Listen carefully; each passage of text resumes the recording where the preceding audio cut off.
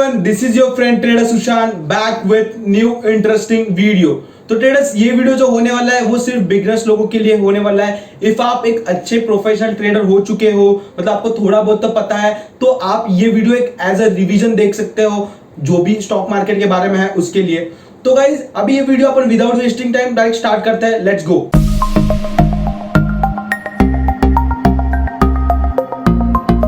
Stock market में कैसे रहता है ना, दो टाइप्स रहते हैं। स्टॉक मार्केट दो पहलू रहते हैं। फर्स्ट ऑफ ऑल रहता है जो इन्वेस्टिंग का पार्ट, वो बहुत ही इंपॉर्टेंट पार्ट रहता है। जो भी बड़े इन्वेस्टर है लाइक वॉरेन बफेट, वो इन्वेस्टिंग को ज्यादा प्रेफरेंस देते हैं। और सेकंड चीज है इंट्राडे।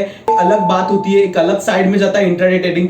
बट जो इन्वेस्टिंग का पार्ट है वो एक इन्वेस्टिंग को प्रीफर करते हैं। द रीजन बिकॉज की जो इन्वेस्टिंग रहता है उसको रिस्क नहीं रहता, और इन्वेस्टिंग कर रहे हो आप तो एक ऐसा चीज है कि आप अपने इंडिया के जीडीपी को हेल्प कर रहे हो ग्रो करने के लिए। जिसको मार्केट के बारे में, स्टॉक मार्केट के बारे में थोड़ा भी पता है, वो इन्वेस्टिंग में ज्यादा फोकस देते हैं।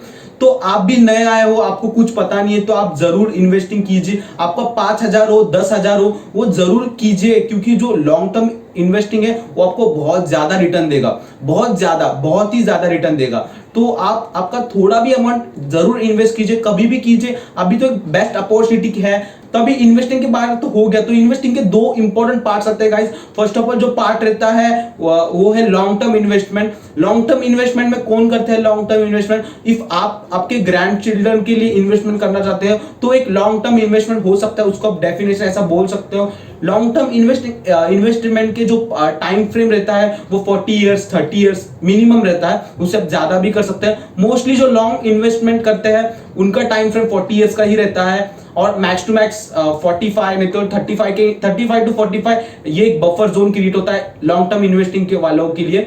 और जो शॉर्ट टर्म इन्वेस्टिंग वाले हैं वो क्या करते हैं, अभी इफ मैंने जस्ट टीनेजर पास आउट कर दिया और मैं जॉब में लग गया, तो मैं थोड़ा थोड़ा अमाउंट मेरा शॉर्ट टर्म इन्वेस्टिंग में डाल दूंगा कोई भी स्टॉक, अच्छे स्टॉक में। तो क्या मैं जब भी रिटायर हो जाऊंगा तभी वो मैं पैसा विड्रॉ कर लूंगा और मेरा रिटायरमेंट जो अच्छे से मतलब स्पेंड कर दूंगा। तो उसके लिए लोग शॉर्ट टर्म इन्वेस्टमेंट करते हैं। तो यही चीज आती है इन्वेस्टमेंट पहले। और इन्वेस्टमेंट का बेस्ट पार्ट क्या रहता है कि उधर जो रिस्क रहता है बहुत कम रहता है, और जो रिवॉर्ड रहता है वो बाकी किसी के कंपेयर में सबसे ज्यादा रहता है। इफ एग्जांपल दे दूं तो आपको एफडी, उसके बाद कोई भी बैंक में, कोई भी बॉन्ड्स में, और किधर भी डालने से अच्छा रहता है स्टॉक में आपका जो अच्छा ब्रोकर के पास जाके आप एक लॉन्ग टर्म में इन्वेस्ट कर सकते हो। तो ब्रोकर का मैं एग्जांपल दे दूं तो जीरोदा है, अपस्टॉक है, उसके बाद एंजल ब्रोकिंग है, और एलिस ब्लू है, एक जेन्युइन ब्रोकर है अभी के टाइम में। इधर आप जाके इन्वेस्ट कीजिए अपना पैसा, कोई भी अमाउंट रहते 5,000 2,000 3,000, बट जाके जरूर बाय कीजिए, क्योंकि लॉन्ग टर्म में उसको आपको बहुत ज्यादा फायदा होने वाला है। तो गाइस अब भी देख सकते हैं कि इन्वेस्टिंग में आप कौन से चीज में आप इन्वेस्ट कर सकते हो, मैं आपको बताना स्टार्ट कर देता हूँ।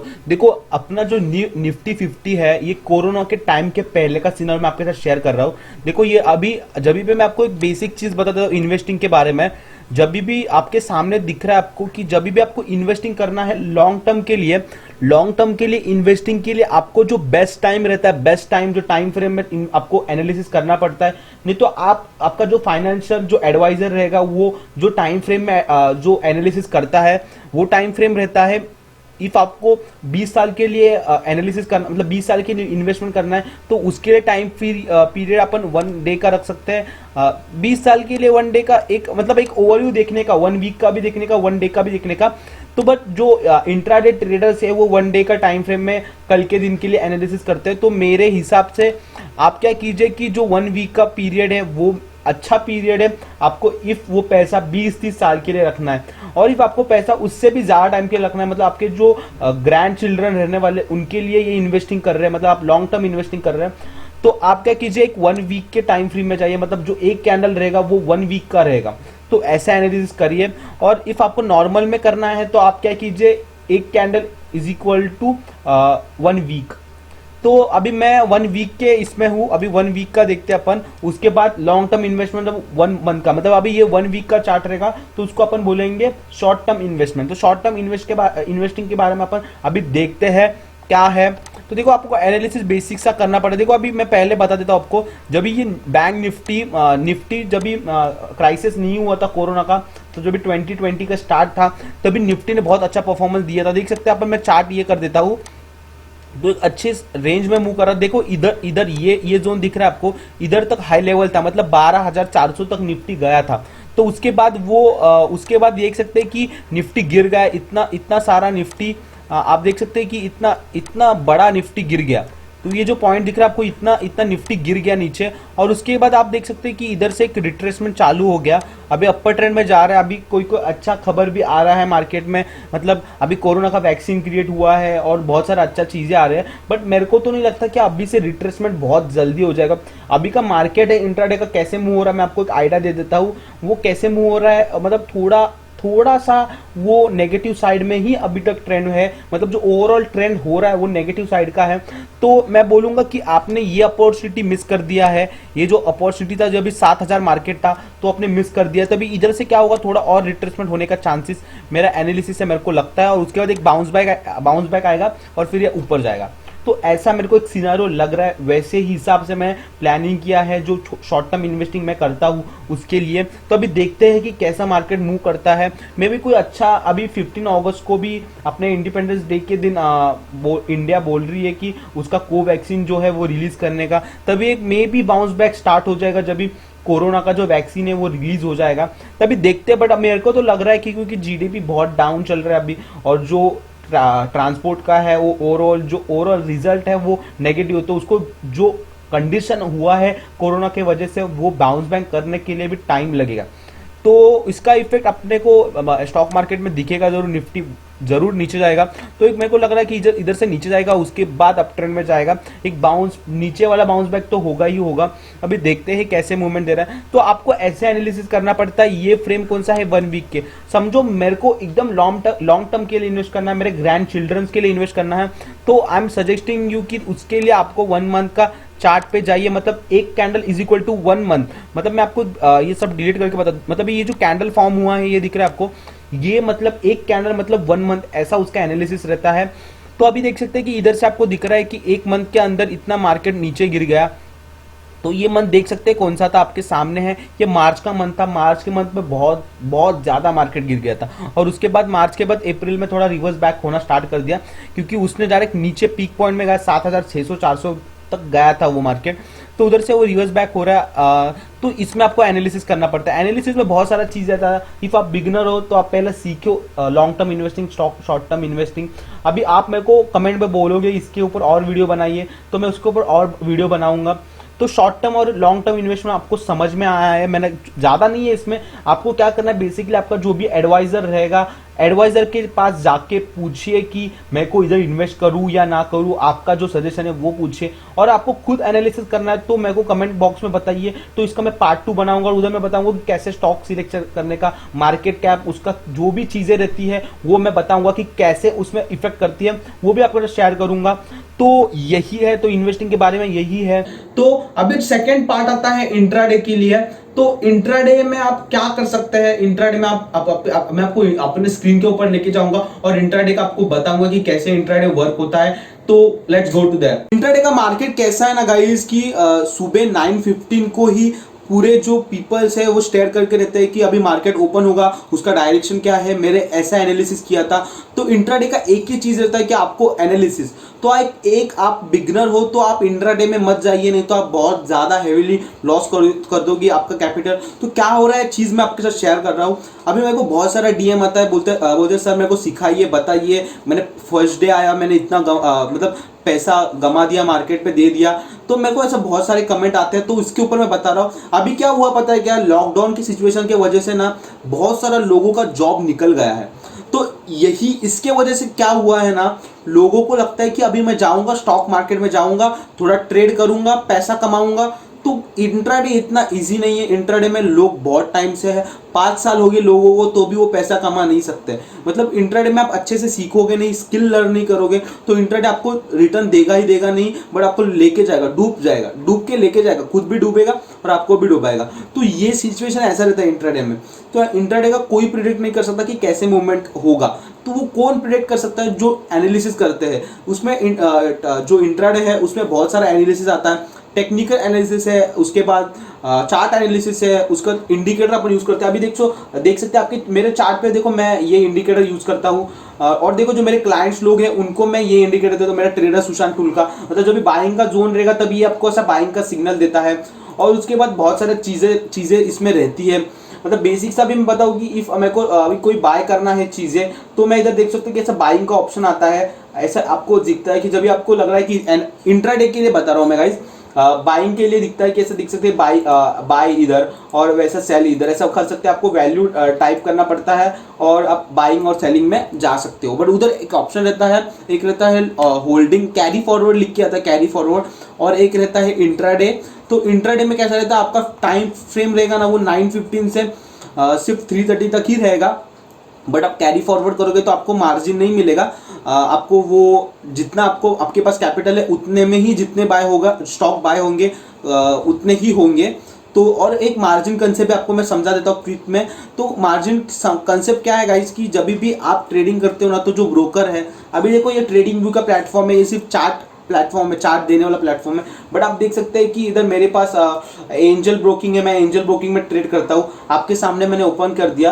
तो ये देखो एंजल ब्रोकिंग है ना, मैं कोई भी ये बाय करता हूँ ना, आपको दिखा दो मैं एग्जांपल, एक कभी भी कोई भी अपन स्टॉक बाय करते हैं ना, तो अभी एक इधर ऑप्शन आता है। मैं देखो अभी मैं इधर ऐसा नॉर्मल प्लेटफॉर्म रहता है, सब प्लेटफॉर्म मतलब सेम ही रहते हैं, कोई मतलब उन लोगों का सिर्फ थीम अलग है, बट जो मेन रहता है बाइंग सेलिंग का। देखो अभी समझो कि फर्स्ट ऑफ ऑल कौन सा स्टॉक है, मैं कौन सा भी स्टॉक लेता हूँ आपको मैं सिर्फ बता रहा हूँ कि कैसे बाइंग सेलिंग होता है और कैरी फॉरवर्ड पोजीशन कैसे रहता है। उसके बाद मैं थोड़ा क्विकली आपको मार्जिन के बारे में भी बता देता हूँ कि मार्जिन का कंसेप्ट। आपके सामने एचडीएफसी का स्टॉक दिख रहा है आपको, एचडीएफसी बैंक का, तो मैं क्या करूंगा, क्विकली एचडीएफसी बैंक का स्टॉक बाय कर दूंगा। देख सकते हैं कि आपको इधर प्राइस दिख रहा है 1080, मतलब 1080 का प्राइस है ये इसका। तो अभी कैसा ये स्टॉक है, तो आपके पास समझो कि इंट्राडे के लिए आप कर रहे हो ना, तो ये जो ब्रोकर है आपको मिनिमम 10x का मार्जिन देगा। तो मतलब ये स्टॉक आपको कितने में मिल रहा है, सिर्फ 100 रुपीज में। तो 100 इंटू आपका जितना कैपिटल रहेगा उतना बाय कर सकते हो। तो ये मार्जिन का सिस्टम रहता है, आपको इजीली बताया, मतलब जितना भी आपका कैपिटल रहेगा ना, समझो आपके पास 10,000 है ना, तो आप उसमें कितने का शेयर बाय कर सकते हो, 1 लाख तक का बाय कर सकते हो, बिकॉज ऑफ मार्जिन जो प्रोवाइड करता है इसके वजह। जो मोस्ट ऑफ ब्रोकर है एक्सेप्ट जीरोधा आई गेस, वो मार्जिन नहीं देता, ज्यादा मार्जिन नहीं देता है वो भी इंट्राडे के लिए, बट ये दूसरे ब्रोकर है बहुत ज्यादा मार्जिन देते हैं। तो इफ आप ये क्या कहते हैं, बिगनर लोग आते हैं मार्केट में और बहुत हेवीली मार्जिन लेके ट्रेड करते हैं और पूरा पैसा डुबा के निकल जाते हैं। तो ऐसा जो सीनर है, तो आप ये वीडियो देखने के बाद वैसा कीजिए मत। आप क्या कीजिए कि स्किल सीखिए, किसी के पास भी जाइए, कोई भी अच्छा जो मतलब ट्रेडर रहेगा वो मतलब कोर्स भी देता रहेगा, मतलब उसका प्रीमियम कोर्स, तो वो ज्वाइन कीजिए, खुद सीखिए, यूट्यूब से फ्री में नॉलेज है वो गेन कीजिए। उसके बाद फिर आइए, मैंने भी बहुत सारा वीडियो अपलोड किया है इंट्राडे के बारे में, वो जाके देखिए, फ्री वाला है वो। इफ आपको कोई एडिशनल सर्विस चाहिएगा तो आप मेरे को भी कांटेक्ट कर सकते हैं, नहीं तो आप कोई भी नॉर्मल किसी का भी कोर्स परचेस कर दीजिए और सीखिए, सीखने पे फोकस कीजिए।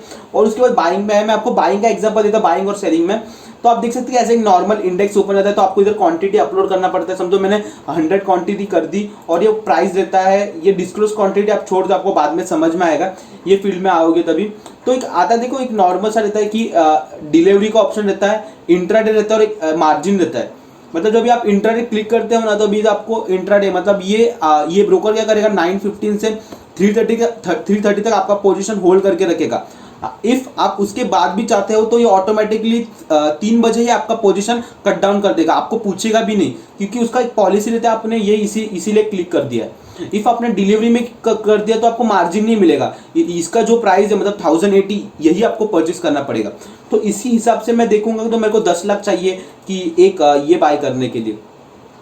समझ रहे मैं क्या बोल रहा हूँ गाइस, आपको थोड़ा तो बेसिक क्लियर हो रहा रहेगा। तो वैसे रहता है, आपको मतलब ऐसा चाहिए, ऐसा एनालिसिस करना पड़ता है। ये तो आप इफ मैं इसमें ये कर रहा हूँ इंट्राडे के लिए कर रहा हूँ ना, तो मेरे को मार्जिन मिलेगा 10x का, तो मेरे को इसके लिए कितना 10,000 चाहिए, सिर्फ 10,000। तो वैसा रहता है, 10x का मार्जिन मिलता है आपको। तो क्या करूंगा मैं, सिर्फ सबमिट का बटन प्रेस कर दूंगा और ये बाय हो जाएगा। बट अभी कैसा, अभी मार्केट क्लोज है तो कोई बाय भी होगा नहीं, तो वैसा रहता है। तो आपको समझ में आएगा, तो आपको क्या करने का, ऑर्डर में जाना पड़ेगा और फिर आपको इधर पोजीशन आपने बाय किया रहेगा ना, वो दिखेगा इंट्राडे में। देखो इधर रहता है नेट पोजीशन, तो नेट पोजीशन में आप देख सकते हैं कि कोई भी पोजीशन रहेगा वो आप बाय कर सकते हैं। तो ये इंट्राडे के लिए हो जाता है। और इफ आपने इन्वेस्टिंग के लिए करना रहेगा तो आपको डिलीवरी का ऑप्शन सिलेक्ट करना पड़ता है। तो ये चीजें रहती है, ये एनालिसिस रहता है। अभी अभी आप मेरे को पूछोगे कि अभी इन्वेस्टिंग के लिए सबसे बेस्ट स्टॉक कौन सा है, वो भी मैं ये वीडियो में एक क्विक एग्जांपल देके समझाता हूँ। देखो कि अभी कैसे मूव हो रहा है, पता है क्या, अभी मार्केट डाउनफॉल में, ये सब इंडिकेटर मैं ऑफ कर देता हूँ क्योंकि अपन इन्वेस्टिंग के बारे में बात करें तो आपको ज़्यादा चार्ट के बारे में नॉलेज करने की ज़रूरत नहीं, आपको सिर्फ बेसिक नॉलेज रहेगा तो भी आप इन्वेस्टिंग कर सकते हो। नहीं तो आप कोई भी अपना जो एडवाइजर रहता है वो बहुत कम पैसे में आपको समझा देगा कि हाँ हाँ ये स्टॉक अच्छा परफॉर्म करेगा। नहीं तो आप कमेंट में बोलोगे कि आपको और चाहिए तो मैं आपको बताऊंगा मार्केट क्या, और बहुत सारा जो चीज़ें रहती हैं जो आपको मतलब पता होनी चाहिए इन्वेस्टिंग करने से पहले, उसका भी एक डिटेल वीडियो में बता दूंगा। तो अभी अपन आते हैं कि स्टॉक कैसा कौन सा बाय करने का इन्वेस्टिंग के। मैं आपको देखो, मैं आपका जो भी आपका रिस्क रहेगा वो आपका खुद का रहेगा, मैं कोई सेबी रजिस्टर नहीं हूँ, मैं आपको सिर्फ एक गाइडेंस दे रहा हूँ, एक सजेशन दे सकता हूँ। दो मैं आप मेरे फैमिली मेंबर हो तो एक ऐसा नॉर्मल सजेशन दे रहा हूँ। आपको कोई भी स्टॉक बाय करना है तो आप आपके जो फाइनेंशियल एडवाइजर है उसको पूछिए जरूर। तो अभी अपन बैक टू टॉपिक आते हैं कि कौन सा स्टॉक अच्छा परफॉर्म करेगा। मेरे हिसाब से अभी मैं जो फोकस कर रहा हूँ ना, मैं जो फार्मा सेक्टर है उस पर ज़्यादा फोकस कर रहा हूँ, क्योंकि आपको सबको पता है कि जो कोरोना का पैंडेमिक हुआ है उसके बाद की जो इंडिया है उसको पता चल गया है कि जो मेडिकल सेक्टर है उसमें पैसा डालना कितना इंपॉर्टेंट है, मेडिकल सेक्टर को इम्प्रूव करना कितना ज़्यादा इंपॉर्टेंट है।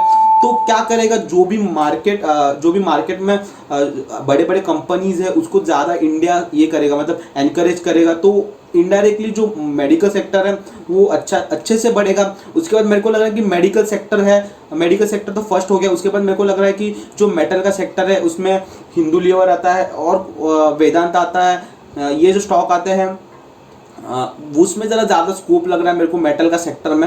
I don't know why but मेरे को लग रहा है। देखो मार्केट पूरा नेगेटिव रहता है ना, तो भी जो मेडिकल सेक्टर के स्टॉक रहते हैं, मतलब जो फार्मास्यूटिकल स्टॉक रहते हैं वो उस दिन पॉजिटिव में जाते हैं। तो इसका रीज़न मेरे को अभी तक समझ में नहीं आया कि इसका रीज़न क्या है।